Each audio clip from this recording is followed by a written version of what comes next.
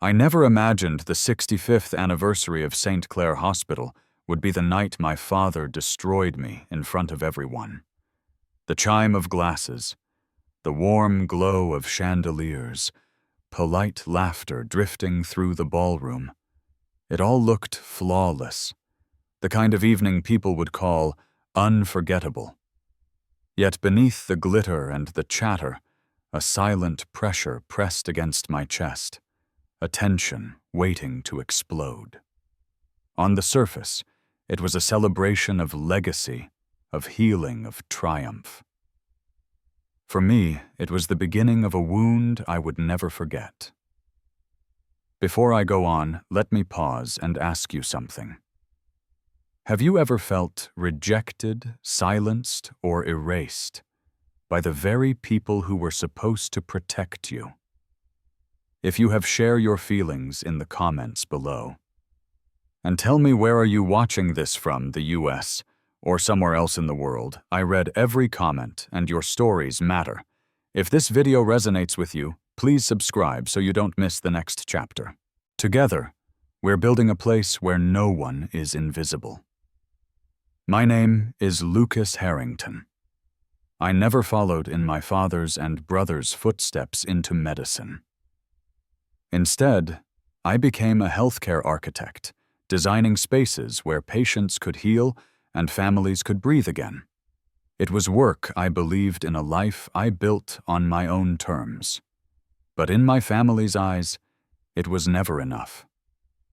I entered that ballroom carrying the weight of years spent in silence, living in the shadow of my older brother Ethan Harrington. The ballroom glittered like a film set, marble floors gleaming under golden light tables dressed in white linen, every seat filled with politicians, benefactors, doctors, and journalists. At the center of it all stood my father, Dr. Richard Harrington, the man newspapers called America's healer, the legendary founder of St. Clair.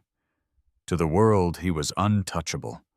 To me, he was a wall I had never managed to climb. I chose a seat near the back, close enough to watch, far enough to disappear. Ethan, flawless in his tailored suit, basked under the chandeliers, champagne in hand, laughter ringing out, as though the night belonged to him. When people looked at him, they saw Richard Harrington's legacy carried forward. When they looked at me, it was as though I were a stranger who had slipped in by mistake. I tightened my grip around the water glass, the chill biting into my hand. My mother, Clara, sat at the head table beside my father, her smile brittle, her gaze skittering away whenever it met mine. She had always loved me quietly, but never loudly enough to shield me from his indifference. I told myself I was used to it, and yet that night a small part of me still carried hope that age had softened him, that perhaps this night would be different. But hope is the sharpest blade of all. When it breaks, it cuts deeper than anything else. And beneath the chandeliers, among the applause and polite conversation, I was about to be erased publicly, mercilessly. My father had always been larger than life, even before that night. To strangers, he was the embodiment of success, the doctor who built St. Clair from nothing and earned the title America's Healer. His face had been on magazine covers, his name engraved on awards, his story told in speeches meant to inspire. People looked at him and saw strength, vision, a man who had given everything to save lives. I looked at him and saw the distance that no amount of effort could close. Ethan never had to struggle for that closeness. From the moment he was born, he was the heir apparent. He shared our father's square jaw, his commanding posture, even the cadence of his voice. When he entered a room, people saw a younger reflection of Richard Harrington, and my father basked in it. Ethan was handed a corner office at 27, his name etched onto the hospital's leadership roster before he had proven anything. He moved through life on a runway, built by my father's reputation, private clubs, penthouse apartments, and ease that came from knowing doors would always open. I grew up watching that favoritism unfold like a play where my role had already been written. When Ethan scored a winning shot on the high school basketball team, my father's cheer shook the bleachers. When I spent nights bent over sketches and models, dreaming of spaces that could heal people as much as medicine could, he barely looked up. Architecture, he once said, his voice clipped, as if the word itself was disappointing. You don't build hospitals with crayons, Lucas. That sentence stayed with me longer than he ever realized. My mother Clara used to patch the wounds his words left behind, though always quietly. She had been a nurse once, before she gave up her career to support my father's rise. Her kindness was steady, her touch gentle, but her silence was deafening. When I wanted her to defend me, she lowered her eyes instead. I used to wonder if she feared him, or if she simply believed her love wasn't enough to fight his coldness. Either way, I learned early that I was expected to carry my own disappointments in silence. I told myself that being different was my strength. I studied design, worked late nights to pay for school, built a small firm that designed clinics and treatment centers. It wasn't a hospital empire, but it was mine. Clients respected me, colleagues valued me. Yet when I walked into family gatherings, I became invisible again. All conversations circled back to Ethan, his leadership, his future, his reflection of our father's glory. My successes, though hard-earned, vanished in their shadow. And still, I hoped. Every birthday, every holiday dinner, I looked for a flicker of recognition, some sign that I was not an outsider in my own bloodline. Each time, the silence deepened. That night at the gala, as I sat in the back of the ballroom, I knew what the script would be. My father would praise Ethan, the world would applaud, and I would fade into the background. Yet something inside me, fragile, foolish, still whispered that maybe, just maybe, this night would be different. The moment came as predictably as the toll of a clock striking the hour. My father rose from his chair at the head table, and the hum of conversation dissolved into silence. Even in his 70s, his presence commanded the room. He tapped his glass lightly with a silver fork, and the crystal sang a sound so sharp it made my chest tighten.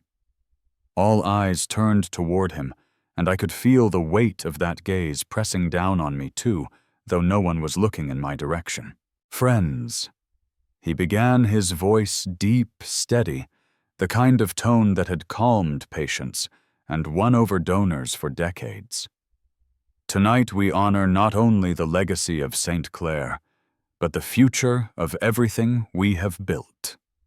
He lifted his glass, the light catching on its rim, and for a brief moment I let myself imagine a different ending, that maybe his next words would include me even in the smallest way. But dreams die quietly. His voice did not tremble when he said, "I am proud to announce that my son, Ethan Harrington, will inherit the leadership of this hospital, the properties and the privileges that come with it." Applause erupted like a storm. Guests rose to their feet, clapping, smiling, congratulating. Ethan beamed, soaking in the adoration, as though he had been crowned king. The applause should have felt like music, but to me it was thunder, loud, merciless, drowning out the small hope I had clung to. Then my father turned his head. His blue eyes locked onto mine, sharp as glass. The smile on his lips never wavered.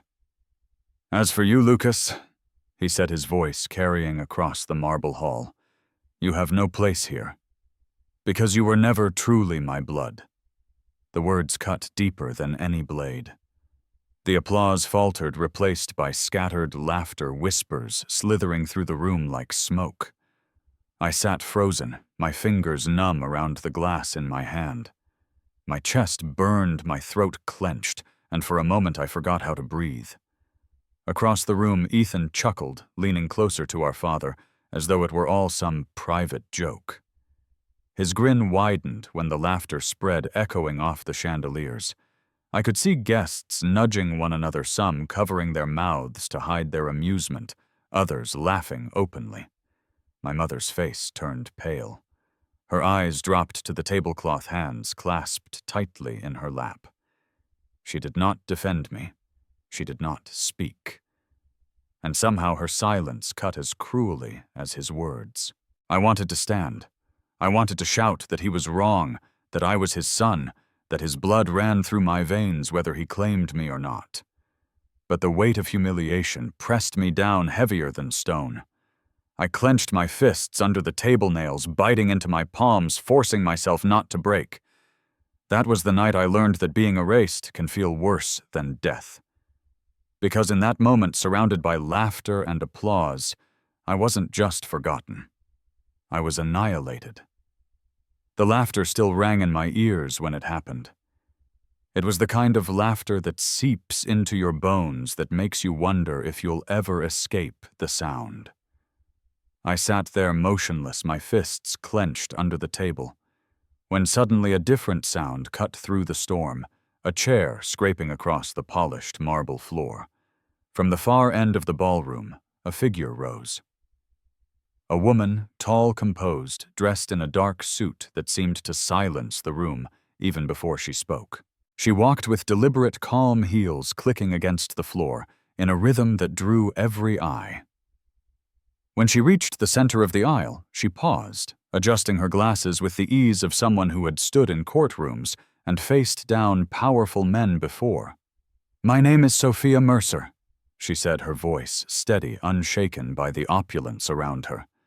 "And with all due respect, Dr. Harrington, your statement is not only cruel, it is false." The laughter stopped instantly. Silence spread like a tide. The same guests who had moments earlier smirked and whispered now sat frozen, their gazes snapping between her and my father. I felt my breath catch, as if someone had cracked open a window in a suffocating room. For the first time that night, the air shifted. My father's smile faltered.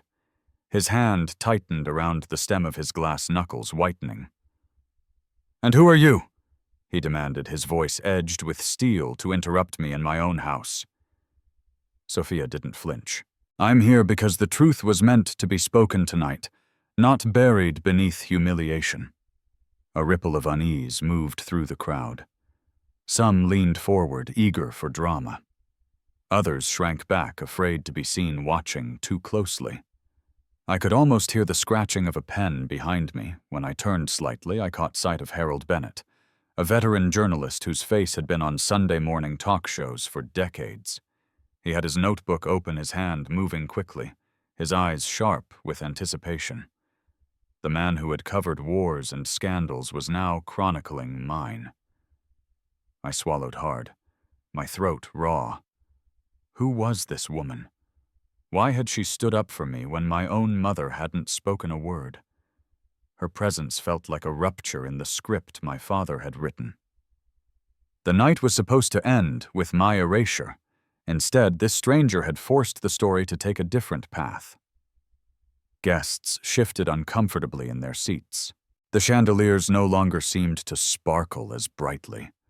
The polished marble floor reflected tension instead of elegance. Even Ethan, who had been basking in triumph seconds earlier, looked unsettled, his smile wavering as he glanced toward our father. Sophia's gaze swept the room before settling on me. For the first time that night, I felt something stir inside me. Not victory, not even hope, but a small crack in the wall of silence I had carried for years. And I knew deep down that whatever happened next would change everything. The silence Sophia had carved into the room lingered thick and unyielding. Every face was turned toward her, every eye waiting for what she would reveal next. My father sat rigid at the head table, his glass untouched, now his jaw tight. Ethan shifted uncomfortably, the confidence in his posture beginning to fray. Sophia drew a breath, her voice measured but strong. The truth, Dr. Harrington, is that this hospital was not built by you alone. Claire was born of two men. One of them is seated here tonight. The other was Dr. Samuel Clark, your wife's father, and the true co-founder of this institution. Gasps rippled through the crowd. The chandeliers seemed to tremble in their sockets. I felt my chest tighten as if someone had struck me. My grandfather, a name I hadn't heard spoken in years, not in this place, not in my father's presence. He had been a quiet figure in my childhood, gentle, thoughtful, the only one who looked at me without comparison. And yet here was Sophia speaking his name as though it had been waiting all along, buried under the weight of my father's ambition. My father's face drained of color. "This is nonsense," he snapped, though his voice lacked its usual thunder. Samuel Clark was a kind man, but he had no part in building what I built. Sophia's eyes narrowed slightly, her tone unshaken. He invested when no one else would. He poured not only money, but years of work into this hospital. And he knew perhaps better than anyone the danger of his legacy being erased. That is why he left behind a will. A will that names Lucas Harrington as the inheritor of his shares 60% of St. Clair Hospital. The room erupted not with applause this time, but with shock.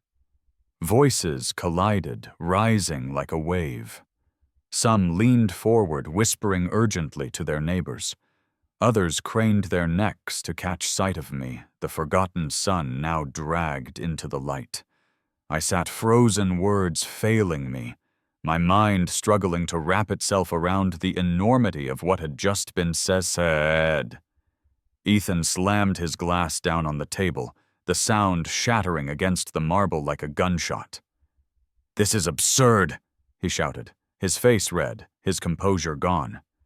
"You expect us to believe some piece of paper from a man who's been dead for decades. My father built this empire. Not him. And certainly not Lucas." But the more he shouted, the more people turned away from him. The room's center of gravity had shifted. Whispers swirled 60%. More than half. The numbers themselves carried weight heavier than his rage. I glanced at my mother. Clara's hands trembled in her lap. Her lips parted as if she wanted to speak, but could not. Her eyes met mine for the briefest moment, and in them I saw something I had never been given in all my years' recognition. For the first time that night, my father did not look invincible. His mask had cracked, and the truth of another man's shadow, the man he had tried to erase, was now standing in the center of the ballroom, carried by the voice of a stranger. And in that moment I realized this was not just about humiliation anymore. This was about legacy. And mine had just been rewritten. The room still buzzed with disbelief when Sophia reached into her leather case and pulled out a worn, yellowed envelope. She held it carefully, as though it carried more than paper, like it carried breath itself. The sight of it alone made my heart lurch. This, she said, her voice deliberate, was entrusted to me by Dr. Samuel Clark. He instructed that it be given to Lucas Harrington if ever his place in this family was denied. A hush fell so sudden, it felt like the air itself had been snatched away. Sophia stepped forward and placed the envelope into my trembling hands. The paper was fragile edges frayed, the ink of my grandfather's name faded but unmistakable. I stared at it, my throat tightening. With shaking fingers I opened it. Inside was a letter, the handwriting neat and steady, the same script I remembered from the birthday cards he used to send me as a boy. My eyes blurred as I read silently. "Lucas, my grandson, I know the day may come when the world, and perhaps even your own father, tries to erase you. But you are mine. You are my blood, my hope. I have seen in you the strength to build, the compassion to heal, and the dignity to endure. This hospital was born not only of my hands, but for your future. Do not forget who you are, no matter how loud the voices against you become." The words cut through me like light in a cavern I had lived in too long. I had spent years doubting my worth, years wondering if I truly belonged. And now here it was in ink that had outlived him, a truth undeniable. Across the table, my mother broke. Clara pressed her hands to her face, shoulders shaking as sobs escaped her.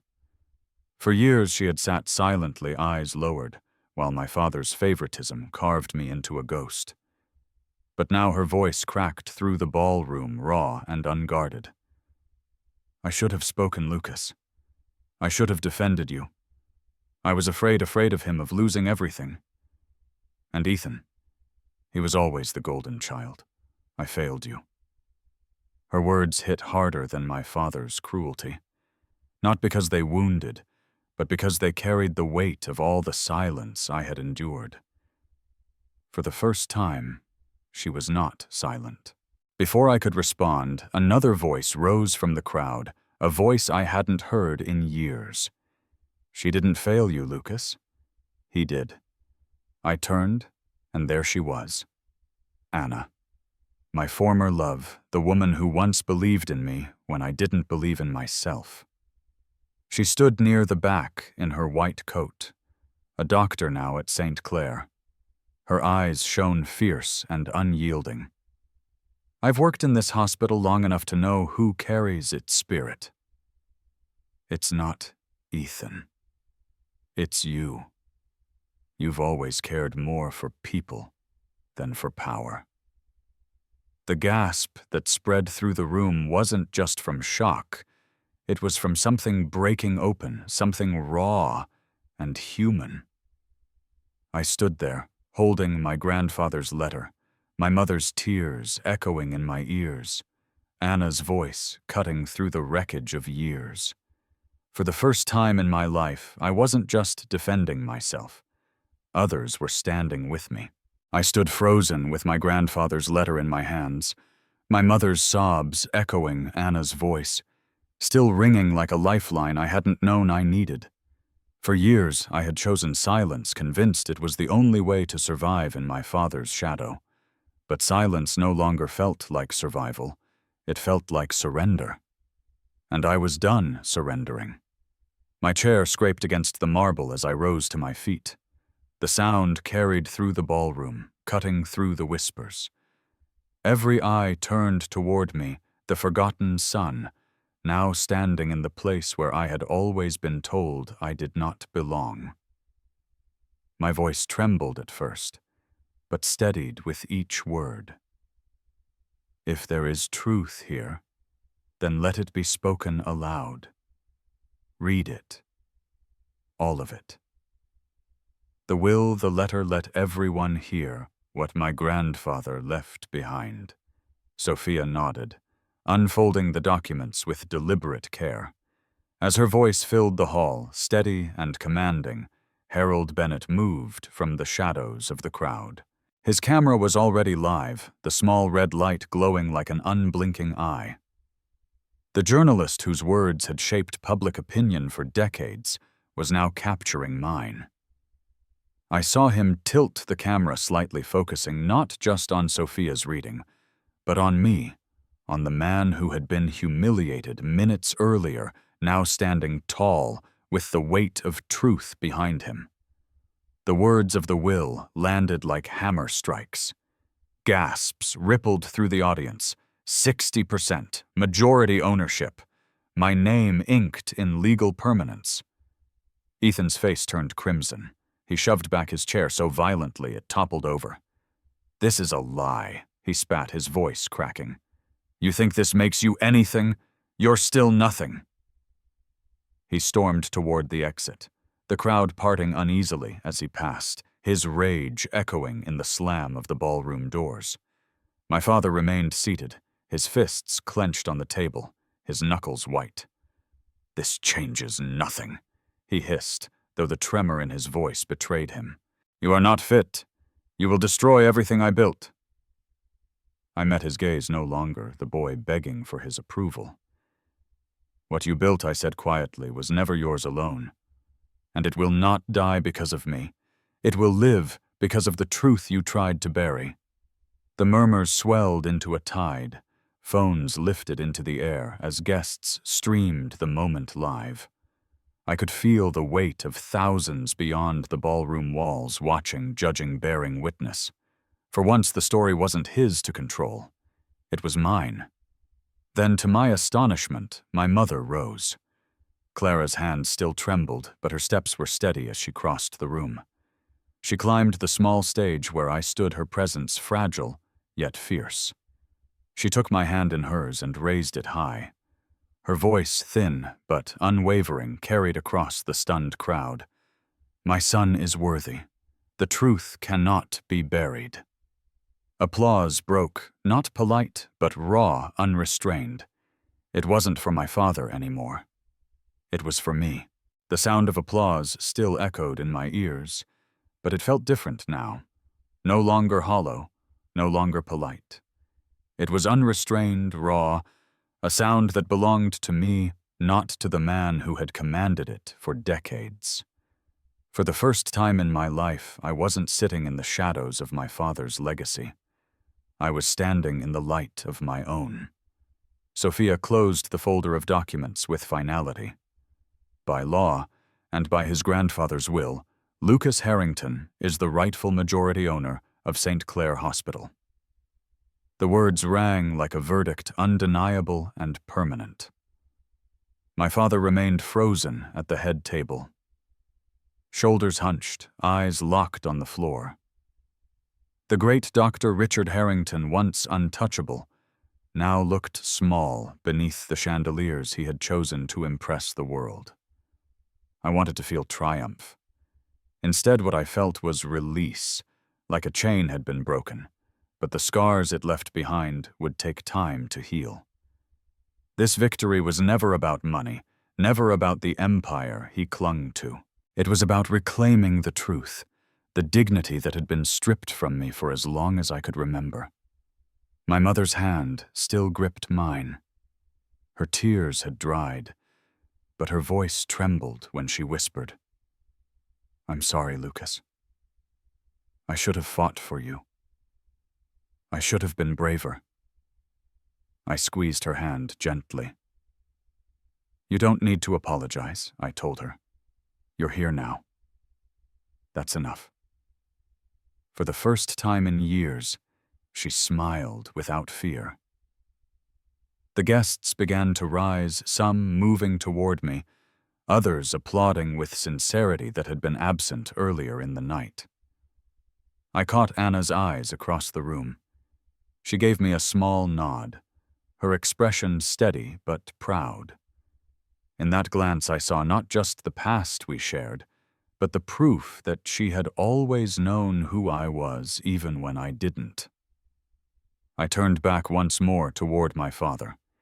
His face was ashen, his lips pressed into a thin line. He didn't speak. Perhaps there were no words left that could restore the control he had lost. In that silence, I realized something vital. I no longer needed his approval. I never had. As I stepped out of the ballroom into the cool New York night, the city lights stretched before me like 1,000 stars. I carried my grandfather's letter in my pocket, its weight both heavy and comforting. His words lingered. "You are my blood. You are my hope." For the first time, I believed them. The next morning, the world knew.